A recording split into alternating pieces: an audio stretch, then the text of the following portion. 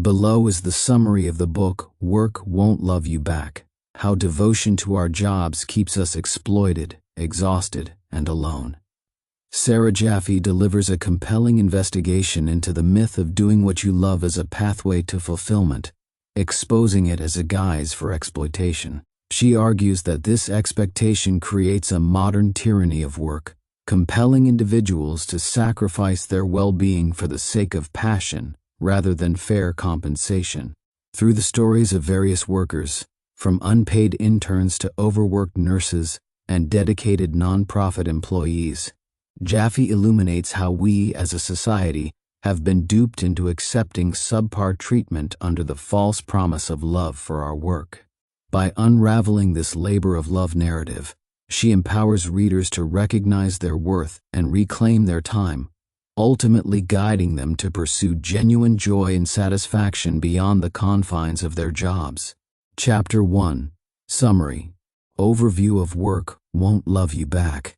Work Won't Love You Back by Sarah Jaffe challenges the prevailing notion that work is a labor of love. Jaffe dissects the harmful myth that equates work with affection, arguing that this narrative disrupts our lives, communities, and the environment. She advocates for a reimagining of future work paradigms centered on care rather than exploitation. Key themes and contributions. 1. Myth of work as love. Jaffe critiques the idea that loving your job is beneficial, revealing the underlying violence in capitalism where workers are often exploited despite their passion. 2. Urgency of the topic. The book responds to changing labor dynamics, making it a timely exploration of modern work conditions, deeply influenced by interviews with diverse workers. 3. Call for resistance. Jaffe emphasizes the need for workers to resist the continued exploitation disguised as affection, highlighting the struggles inherent in the workplace. 4. Historical and social context. The work provides a historical overview of how labor has evolved under capitalism and presents a critical analysis of the emotional manipulations involved in modern employment. 5. Empowerment and revaluation. Jaffe's writings serve as a rallying cry for workers to reassess their worth and how it's connected to their labor, advocating a collective rethinking of societal values surrounding work. Critical reception. The book has garnered acclaim, with notable figures praising Jaffe's clear and impactful writing. Critics highlight its insightful exploration of labor, its emotional resonance, and its pivotal call to action. Many find it essential reading for those involved in labor movements and social justice. Conclusion. Work Won't Love You Back is described as both a critical analysis of capitalist labor relations and a profound exploration of what we demand from work. It presents a powerful case for understanding work in a new light, urging readers to value solidarity, recognition, and rights over blind devotion to jobs. Example. Key point: the myth of work as love. Example: imagine pouring your heart and soul into your job, believing that your dedication will foster appreciation and fulfillment. Sarah Jaffe reveals how this belief often leads to exploitation, as many workers sacrifice their well-being for roles that reciprocate passion with demands. In this narrative, you feel pressured to endure toxic work environments, convinced that love for your job justifies your struggles. Jaffe challenges you to rethink this dynamic, urging a shift towards a work culture where care and respect replace the dangerous notion that your labor itself is synonymous with love. Critical thinking. Key point: the harmful myth of work as love. Critical interpretation. Sarah Jaffe critiques the romanticized notion that loving one's job is inherently good, arguing that this belief allows exploitation to thrive under capitalism, where dedication often leads to personal sacrifice and disillusionment. While Jaffe's analysis raises critical discussions, it is essential for readers to also consider counterarguments that suggest passion and commitment can lead to positive outcomes in some work environments, as noted by researchers like Angela Duckworth in her work on grit. This complex interplay invites readers to explore the nuanced relationship between love for one's work and the potential for exploitation. Chapter 2. Summary. Introduction. Welcome to the working week. The author, Sarah Jaffe, shares her personal experience of working as a freelance journalist, illustrating the challenges of modern employment. Despite enjoying her passion for writing, she highlights the financial instability and lack of benefits that come with freelance work. This book addresses the broader societal trend where traditional employment security is eroded, leaving many feeling overworked and underpaid, despite a belief that work should yield fulfillment. The shift in work ethic. Historically, work was seen as something to be avoided, with the wealthy living off the labor of others. However, in recent decades, there has been a push for workers to find joy in their jobs. Jaffe notes that this push coincides with conditions where workers toil longer hours for less pay and are pressured to be perpetually available, resulting in burnout and anxiety.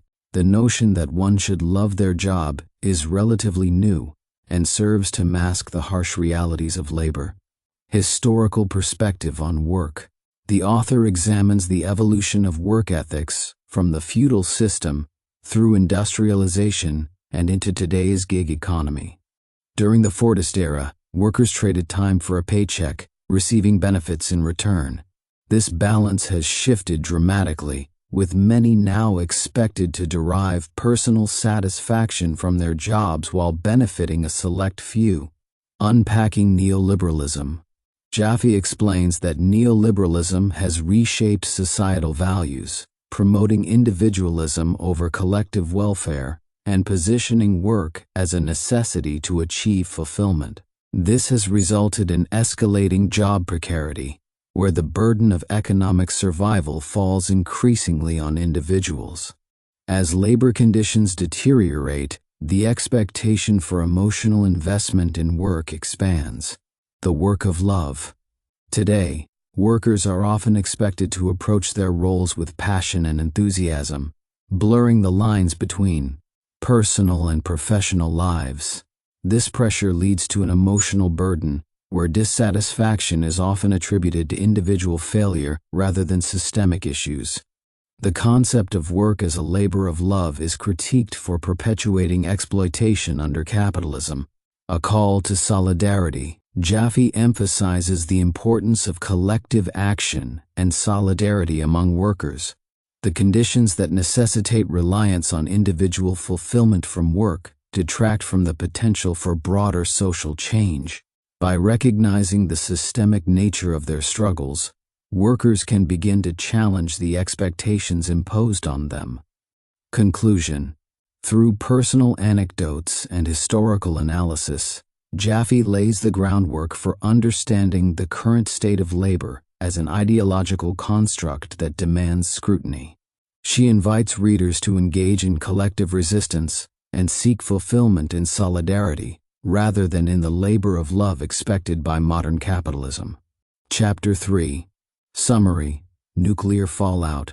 The family Ray Malone's journey. Ray Malone discovered she was pregnant while working on her first musical theater project in London during a politically charged time in 2014. Finding inspiration in the political climate, she created UKIP-themed performances alongside activists. Her pregnancy came with health complications and concerns about motherhood, rooted in her upbringing in a patriarchal family. Despite feeling the societal pressure of being a good mother, while navigating her artistic career, she pursued co-parenting with her child's father, who was part of her theater company. Challenges of parenting. As a single parent, Malone faced economic insecurity and emotional challenges after moving to Sheffield for support. The isolation and pressure of motherhood weighed heavily on her, especially in a time of political instability. An opportunity to work on a production in Greece provided a brief respite, yet the subsequent return to the UK brought financial struggles and housing instability. The intersection of work and family. Malone reflects on societal expectations of women as caregivers and the undervaluation of their labor, both unpaid at home and underpaid when in the workforce.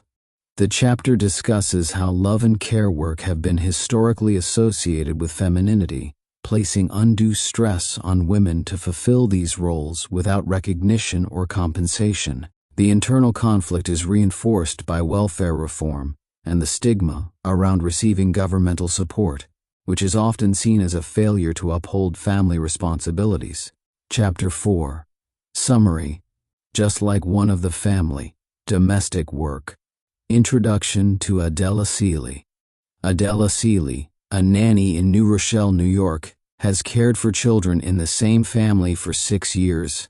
Her warm relationship with the children she cares for, Mila and Ava, reflects the close bonds built in domestic work. The nature of nanny work. Seeley shares her experiences navigating the complexities of being a nanny, emphasizing that every child is unique. She describes how her duties include managing playtime, bedtime routines, and nurturing each child's individual personality. Challenges of domestic work. Despite the joy of childcare, Seeley faces numerous challenges. She must often balance her responsibilities to her employer's children with those of her own. The long commutes to work add to her daily fatigue, and issues arise when parents undermine her authority or fail to appreciate her expertise. Cultural dynamics and intimate labor. The dynamics of domestic work often blur lines between professional and familial relationships.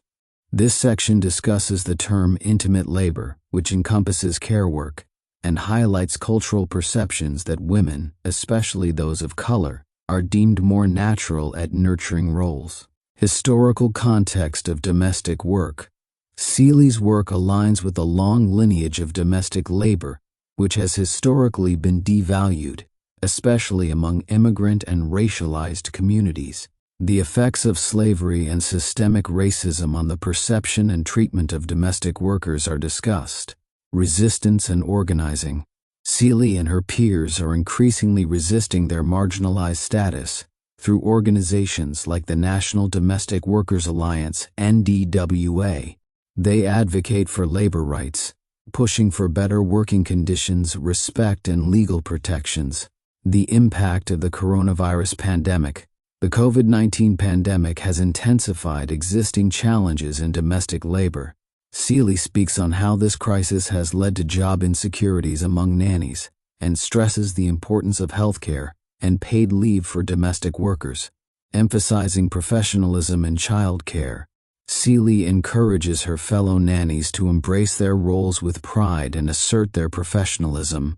She articulates the need for respect and recognition of the value that domestic workers contribute to society, viewing them as essential pillars rather than just caretakers. Conclusion. Seeley's journey reflects both the challenges and the potential for growth within domestic work. Her commitment to advocacy and community organizing positions her as a voice for change in the perception and treatment of domestic workers in society. Summary of Chapter 5. From Work Won't Love You Back by Sarah Jaffe. The experience of teachers on strike. Rosa Jimenez, a dedicated teacher, reflects on her experience during a teacher strike in Los Angeles in January 2019. Despite challenging weather, she and her colleagues remain resilient and united in fighting for better working conditions, which are also crucial for their students. She highlights that teachers often endure lower salaries than their counterparts in other professions, despite their significant sacrifices for their students and communities. The commitment to social justice. Teaching in a bilingual school in a densely populated area of Los Angeles, Jimenez emphasizes her commitment to social justice. Many of her students are immigrant children facing various challenges, and she seeks to create an inclusive, supportive educational environment. Her approach to teaching integrates anti-racism, community engagement, and cultural relevancy, aiming to empower her students as agents of change. Historical context of teacher activism. The chapter discusses the historical expectations of teachers and the inherent contradictions in their roles. Teachers have long been seen as caregivers, which often leads to underappreciation and lower pay.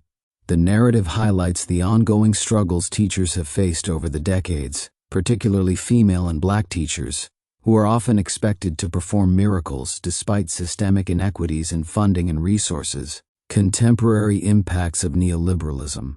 Jimenez's story illustrates the impact of neoliberal policies on public education. As schools face budget cuts and resource shortages, teachers are expected to deliver emotional and intellectual support while often sacrificing their own needs. The chapter calls into question the idea that teachers should merely care for their students without adequate support or compensation. The power of collective action. The successful strike by the United Teachers Los Angeles UTLA serves as a pivotal moment, showing the strength and power of collective action. The union's demands were not only focused on teachers' needs, but also aimed at addressing student welfare and community conditions. The solidarity between teachers, students, and parents was crucial in winning important reforms, demonstrating how community engagement is vital for effective educational activism. Conclusion: a vision for the future. Jimenez envisions a future where schools serve as sanctuaries for students, free from oppressive systems like ICE and police. She advocates for a broader understanding of care and education, one that encompasses not just the needs of students but also those of teachers, highlighting that advocating for better conditions ultimately benefits the entire community. Her experiences during the strike reaffirm the importance of solidarity, resilience, and the collective struggle for justice in education. Example. Key point: the power of collective action. Example. Imagine you stand with your colleagues on the picket line, chanting together for better pay and resources. It's cold, yet your shared determination to advocate for students fuels you.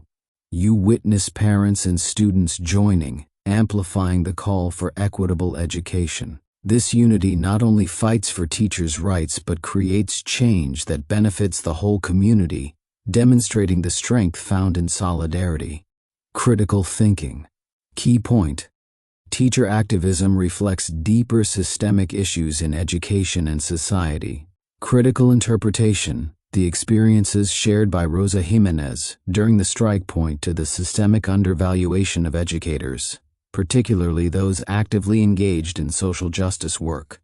Jaffe opens a discussion on how teachers balance their commitments to their students with the realities of poor working conditions and pay, suggesting a broader critique of societal values. One could challenge Jaffe's perspective by exploring viewpoints that argue for market-driven models in education, which claim to enhance efficiency and accountability, as discussed in Charles Murray's Real Education. Thus, while Jaffe's points resonate with many advocating for equity in education, they may not capture the full spectrum of opinions on educational reform. Chapter 6. Summary. Service with a Smile: Reinhardt's Journey in Retail. Anne-Marie Reinhardt's path into retail began unexpectedly when she took a seasonal job at Toys R Us after her first child was born. Originally intending for it to be temporary, she found herself not only remaining in retail but also moving up to a supervisory role, which came with benefits like health insurance. Despite the positives, Reinhardt endured long hours and stress, especially during the holiday season, which strained her family life. Challenges of retail work. Reinhardt's experiences highlight the emotional and physical toll of working in retail, where workers often face abusive customers and management pressures. She recalls incidents where customers insulted and physically attacked her and her colleagues. Despite the valuation of her skills in customer service, retail employees like her face a persistent underestimation of their worth. The changing landscape of retail. The retail sector transformed over the years, influenced by the rise of private equity firms like Bain Capital, which bought Toys R Us and altered its family-oriented culture. The shift towards prioritizing profit often resulted in decreased job security and benefits for workers, leading to a mass closing of stores, including Reinhardt's after nearly 3 decades. Workers' advocacy and solidarity. Despite feeling betrayed by the system, Reinhardt, alongside her colleagues, sought ways to organize and advocate for better treatment in the face of impending layoffs. The formation of online groups and connections with larger labor organizations like United for Respect provided a platform for workers to share their experiences and fight for their rights. Summary of Chapter 7. Suffer for the Cause. Work Won't Love You Back. Introduction to Ashley Brink's journey. Ashley Brink recalls the turmoil in Kansas following the assassination of Dr. George Tiller, a beloved advocate for reproductive rights. Her pro-choice stance set her apart from classmates celebrating Tiller's death, leading her to pursue activism during her college years at Wichita State University. Brink later became an intern at the Southwind Women's Center, drawn to the work of patient care and reproductive health. Transitioned to nonprofit work in Colorado in 2016, Brink and her partner moved to Colorado, where she accepted a position with Planned Parenthood of the Rocky Mountains PPRM.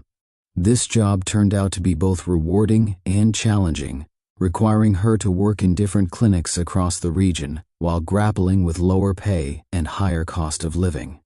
Despite the emotional toll and stressful conditions, she remained committed to reproductive health care. The nature of nonprofit work. Brink's role involved various tasks including patient counseling, healthcare education, and assisting in medical procedures. The nonprofit sector often attracts individuals dedicated to social causes, but also subjects them to chronic underfunding, leading to high turnover rates and burnout. Brink noted that nonprofit work, while admirable in intent, often perpetuates existing inequalities and relies heavily on charitable donations, which may carry strings attached. Charity as a power dynamic. The chapter explores the history of charity as a means for the wealthy to maintain control while providing help to the less fortunate.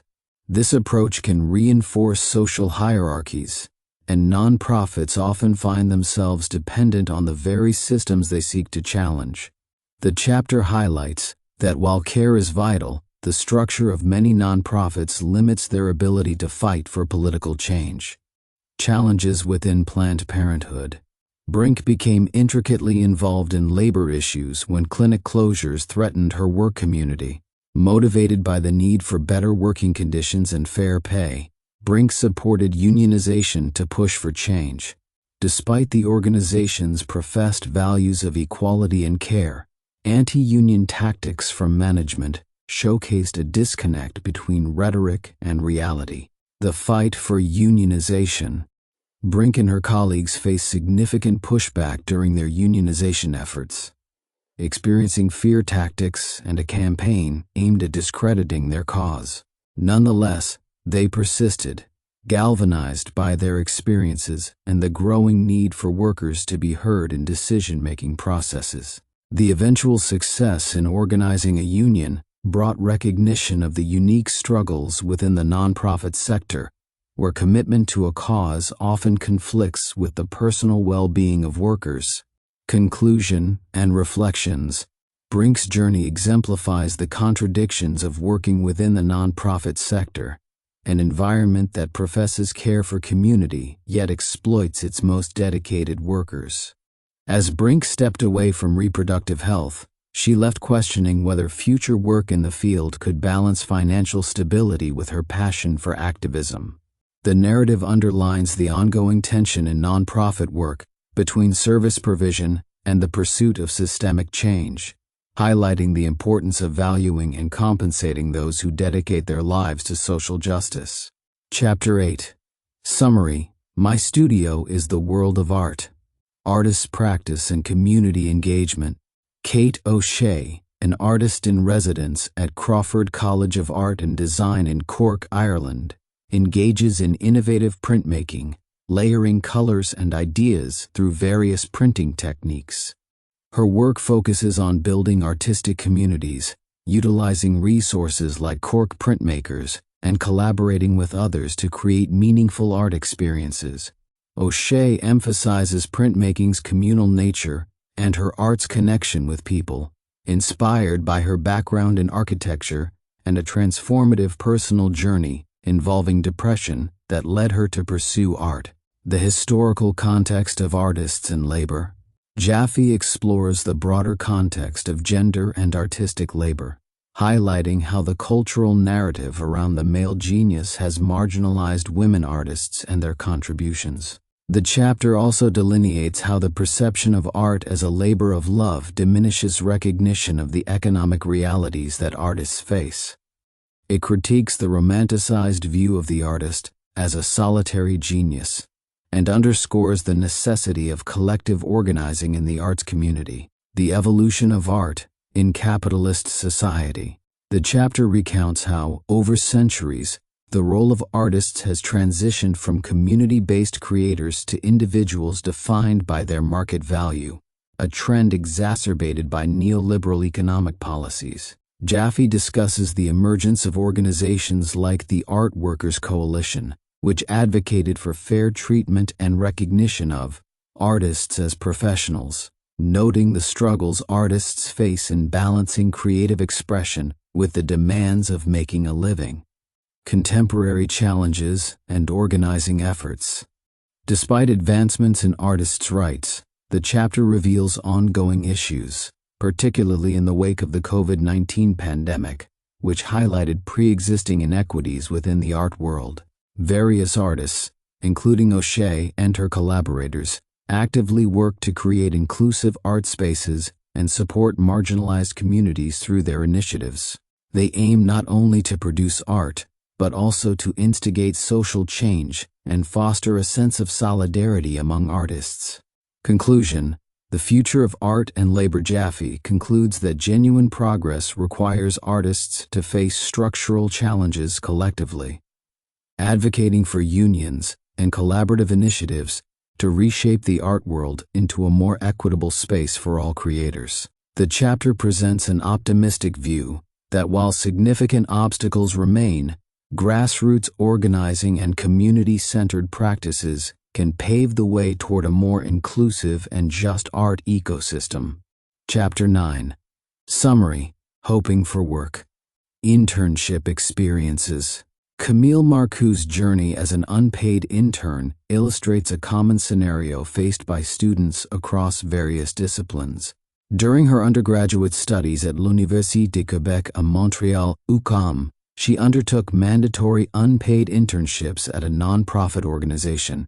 While later interning during law school, she experienced a paid internship, highlighting the disparities in compensation across different fields. Internships in corporate law often came with payment, while those in education and social services, predominantly female fields, remained unpaid. Labor rights and discrepancies.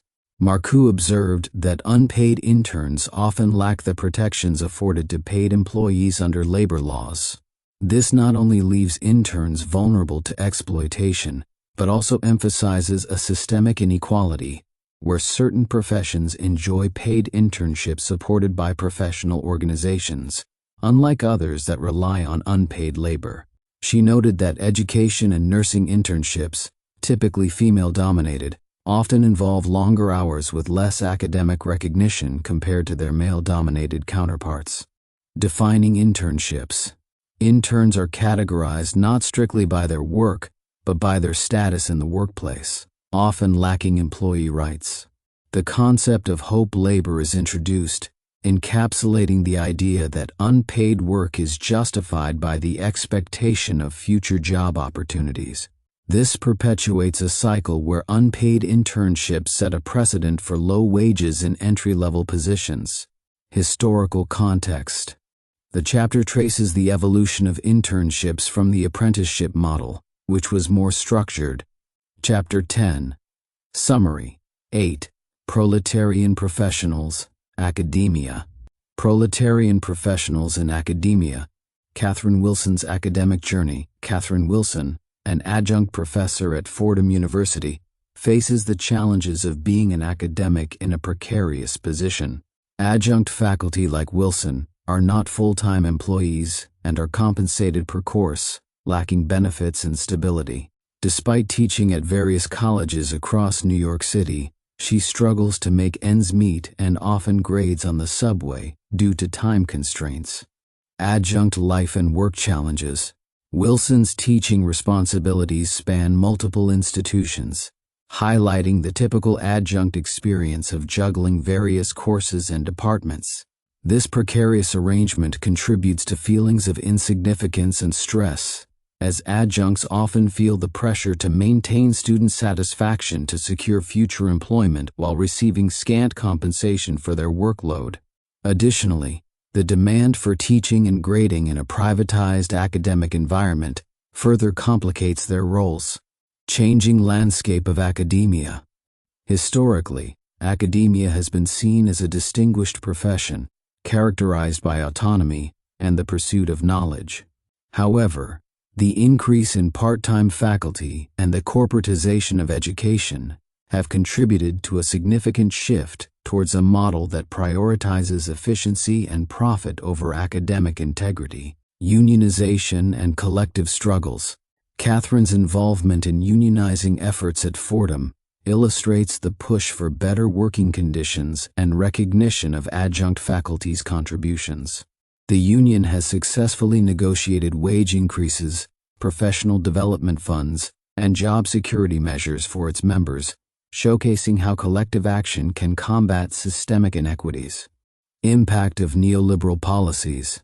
The discussion of neoliberalism reveals how market-driven ideologies have infiltrated higher education, leading to the erosion of job security for many academics.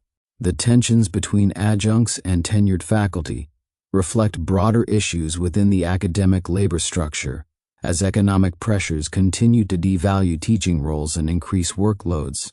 Personal reflections and future aspirations. Wilson's narrative emphasizes the personal toll of adjunct work, where feelings of dignity and recognition are often overshadowed by the realities of low pay and fragmented identities. Her journey underscores the importance of solidarity among academic workers to create meaningful change and envision a more equitable future in the realm of higher education. Example. Key point. The precarious nature of adjunct work demands resilience and solidarity amongst educational professionals. Example. Imagine stepping into a classroom filled with eager students while knowing that your next paycheck is uncertain and dependent on the whims of course enrollments. You arrive to teach, but beneath the surface you feel the weight of financial instability crushing your passion for education.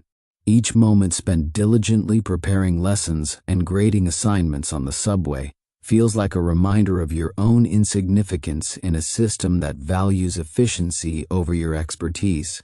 Yet amidst this struggle, you connect with your fellow adjunct professors who share your plight, and together, you engage in collective actions through unionization. You find hope in the realization that by standing together, you can advocate for better conditions, secure stable roles, and demand recognition for the invaluable contributions you make to academia. Critical thinking. Key point. The precarious nature of adjunct faculty positions helps illuminate broader systemic issues in academic labor. Critical interpretation. Catherine Wilson's experiences as an adjunct professor underscore the unsustainable conditions faced by many academics, challenging the romanticized view of academia as an elite profession. While Jaffe presents a compelling narrative about the hardships of adjunct life, it's essential to recognize that not all academics share these struggles equally. Critics may argue that some adjuncts embrace the flexibility of part-time teaching roles without the desire for full-time stability, suggesting that the adjunct experience can vary significantly. Furthermore, sources such as Ruth Milkman's L.A. story, Immigrant Workers and the Future of the Labor Movement, can provide additional perspectives on labor struggles beyond academia, emphasizing that issues of job security and worker dignity resonate across various sectors. Chapter 11. Summary: Playbor, Love, and Technology. The Video Game Industry and Its Culture. Kevin Agways, a video game programmer, reflects on how coding schools prepare graduates for a grueling work environment, normalizing excessive hours and high dropout rates as industry standards. He notes the perception that working in high-budget AAA games comes with sacrifices, including long hours and stressful deadlines. The work structure often involves collaboration across multiple time zones, leading to inefficient processes and compounding stress. Gender and racial disparities in gaming. The industry is predominantly male, with only 14% of workers being women and a mere 4% being people of color. The culture is designed for young, unattached males, often forgetting the needs of diverse workers or those with familial responsibilities. Turning to other industries. Many programmers, feeling overworked, shift to other industries where work-life balance is more feasible, like financial technology. Cultural and work environment dynamics. Companies like Studio Gobo promote a fun environment, with perks to retain workers, often blurring the line between work and personal life. Crunch time, marked by extended hours before game releases, remains a norm despite concerns that it contributes to poor quality games. Historical context of programming. Ada Lovelace, considered the first computer programmer, laid the groundwork for future generations, yet the industry has increasingly marginalized women. The tech industry's evolution. The tech workforce is often romanticized, with programmers viewed as geniuses while routine aspects of their work remain unappreciated. The increasing culture of gamification, where work is treated as play, perpetuates the notion of labor as enjoyable, masking the underlying exploitation. Organizing and unionization efforts. Recent years have seen rising awareness of labor rights and worker solidarity among tech workers, leading to significant discussions on unionization within the game development community.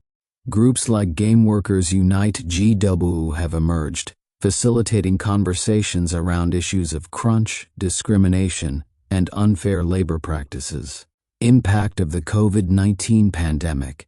The pandemic has intensified discussions around labor conditions, with many tech workers starting to see themselves as workers deserving of fair treatment and rights. The future of work in tech.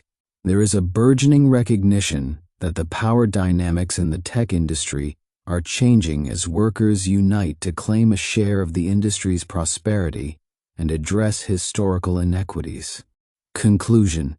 The chapter highlights the need for rethinking labor dynamics in the gaming industry and advocates for better working conditions and rights for all workers within tech, framing the industry as ripe for organizing and support for marginalized groups. Critical thinking. Key point. The culture of excessive labor in the tech industry is heavily criticized. Critical interpretation. Sarah Jaffe's chapter emphasizes how the normalization of grueling work hours in the gaming industry not only exploits workers, but also perpetuates gender and racial disparities, raising concerns about the long-term sustainability of such practices. While the depiction of a passionate workforce eager to sacrifice for their craft may seem admirable, it conveniently overlooks the severe mental and physical toll it takes on diverse employees facing systemic barriers. Readers should question whether such sacrifices should be romanticized or are indicative of a deeper issue in labor practices. Scholars like bell hooks in Feminism is for Everybody argue that true equity in workplace environments requires addressing systemic inequities rather than perpetuating a culture of overwork that benefits a select demographic. Summary of Chapter 12. It's all fun and games in sports. Megan Duggan's journey and achievements. Megan Duggan is a power forward and captain of the USA hockey team, recognized for her leadership and skills. Since starting hockey at the age of 3, she has excelled in youth and collegiate hockey and achieved 3 Olympic medals, 1 gold and 2 silver.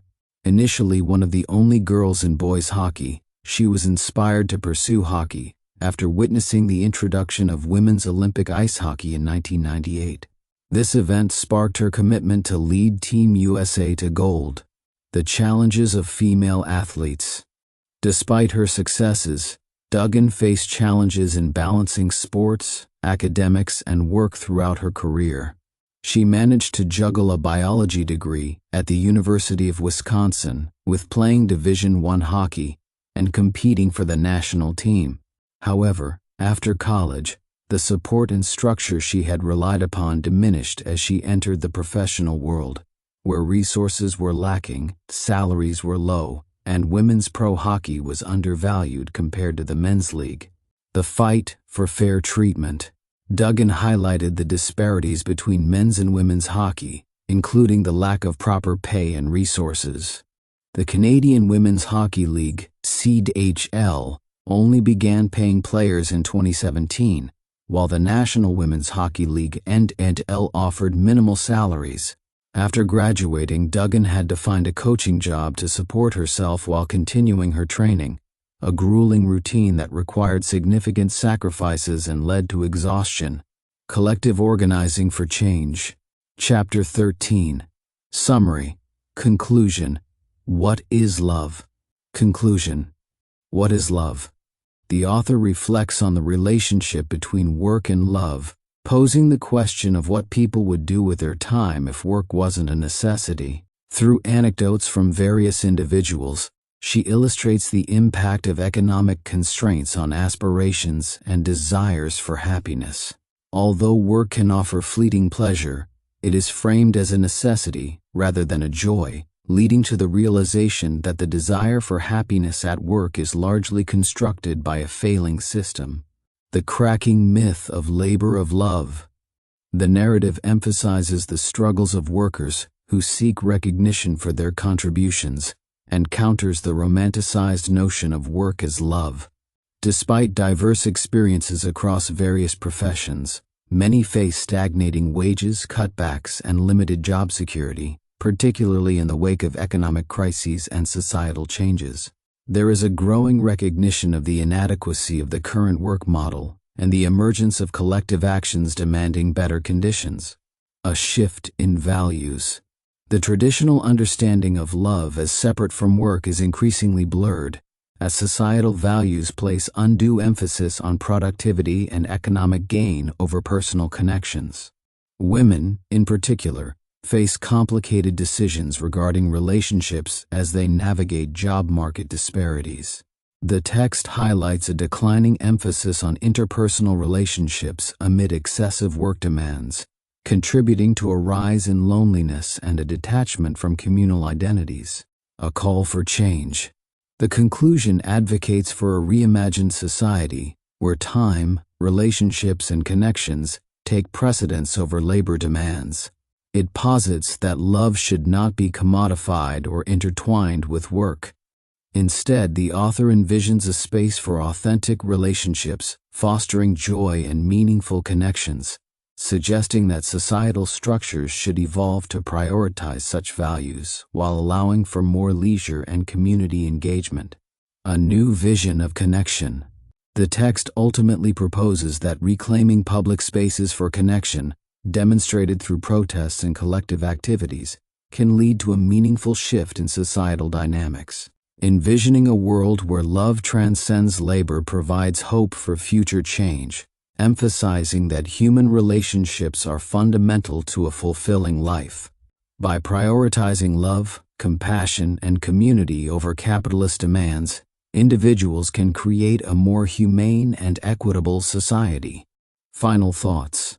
In closing, the author celebrates the transformative power of love and community, encountering the alienation wrought by capitalism. The message is a call to action to invest in meaningful relationships and prioritize connection over work, asserting that love should not be merely a dimension of labor, but a central, enriching part of life itself.